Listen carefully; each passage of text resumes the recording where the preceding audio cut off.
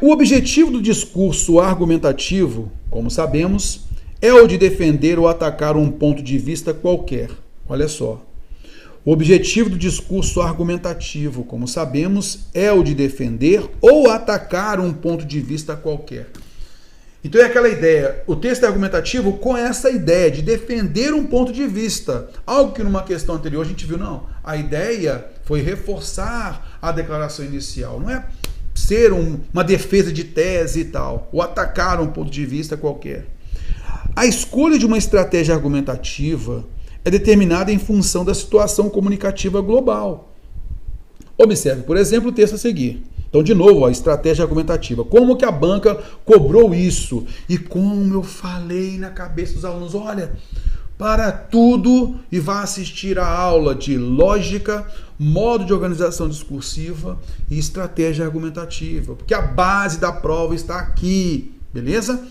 Toda hora a gente vê isso porque a banca cobra demais. Isso a gente viu muito nas provas anteriores, né? É uma questão grave para os pais o estabelecimento de um limite de liberdade na educação dos filhos.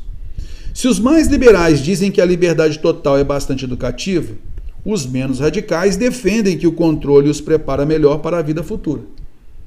Se argumentamos que é triste o grande número de menores desajustados, a resposta é de que eles são problemas menos graves do que os perfeitamente ajustados, mas infelizes. Vamos ler de novo isso aqui? Então, há uma informação da declaração inicial de que é uma questão grave, uma questão importante, né, que tem que ser observada sempre. É uma questão grave, preocupante para os pais o estabelecimento de um limite de liberdade na educação dos filhos. É uma questão grave, importante, preocupante, o estabelecimento de um limite de liberdade na educação dos filhos. E aí ele vai colocar uma contraposição, né? Vai colocar um lado e outro. Então existem os mais liberais e os mais conservadores, tá legal?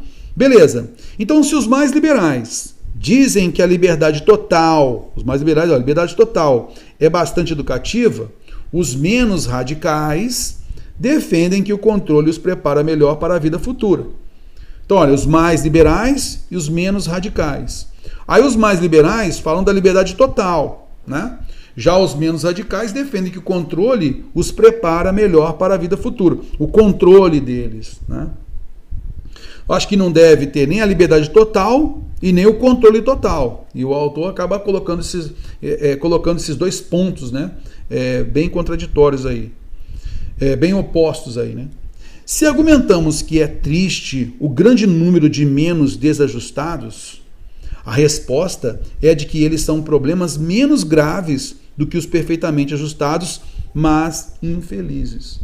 Aí dá para ter uma noção, né, de que a tendência do autor é chegar à ideia desses mais liberais aqui. Porque, segundo ele, o preocupante mesmo, o mais preocupante, olha, eles são problemas menos graves do que os perfeitamente ajustados, aqueles totalmente controlados, porque eles podem ser infelizes, né? Então ele acaba puxando, né, na sua argumentação mais o aspecto dos liberais em relação aos menos radicais. Tá legal? Beleza, vamos lá. Nesse caso, a estratégia argumentativa utilizada é... Então ele trabalha a concessão, ou seja, aceitar um aspecto da tese contrária, seja para mostrar adesão parcial, seja para antecipar uma eventual objeção. O que acontece nessa alternativa A da concessão? Então, você concede a opinião do outro, entende que aquilo ali também é possível, e aí você rebate com a sua argumentação. Você até aceita determinadas situações, mas você rebate com a sua visão oposta. Tá legal? Beleza, essa é uma ideia. E isso também a gente pode ver na refutação, que consiste em examinar cada um dos argumentos de uma tese contestando o principal deles. Então, se você for observar aqui a alternativa A concessão, ou seja, aceitar um aspecto da tese contrária, seja para mostrar adesão parcial, olha, até aceito aqui, seja para antecipar uma eventual objeção. Então, olha, eu aceito isso daqui, porém, aí você vem com o seu argumento mais forte para contestar aquilo. Tá legal? E a refutação? Também é a ideia de contrários. Você, então, consiste em examinar cada um dos argumentos de uma tese, contestando o principal deles. Então você examina, você observa, isso aqui tem uma relação, sim, de verdade. Aqui também está uma relação de verdade. Aqui também está uma relação de verdade. Porém, aí você vem com a refutação e destrói o argumento do outro, né, do seu adversário. Ok? Então é essa a ideia aqui de concessão e refutação. O texto, que eu quero mostrar para você, é que o texto, ele trabalha, né, ele faz uma declaração para a gente, e ele colocou os dois pontos, correto? Os dois pontos divergentes, né? É essa a ideia. Vamos à frente. A adesão, que consiste em aderir completamente uma tese apresentada. Então é aquele argumento em que o autor ele já começa com aquela tese, a partir dali ele vai colocando argumentos que vão comprovando e ele só tem aquela visão, ele não tem o contraditório, ele não tem a oposição, ele só vai elencando a sua argumentação e pronto. Então é a ideia da adesão, ele adere completamente uma tese apresentada, ok? Que não cabe aqui, que você viu que tem uma relação de contraste, né? Então aqui ele não adere completamente, não é uma ideia completa aqui, ele coloca uma relação de oposição, de contraste. Aí, olha só, o autor ele faz uma declaração que algo é preocupante, correto? Faz uma declaração inicial. E cara, ele vai e coloca a visão de um e a visão do outro, confrontada. Concorda comigo? Olha, tudo bem que ele chega a uma visão, ele até tem mais simpatia do que a outra. Mas ele fala que é grave, e aí depois ele coloca dois argumentos contrários. Concorda comigo? Dois elementos opostos aí. Para reforçar que isso é grave, correto? Que é importante, que tem que tomar cuidado, correto?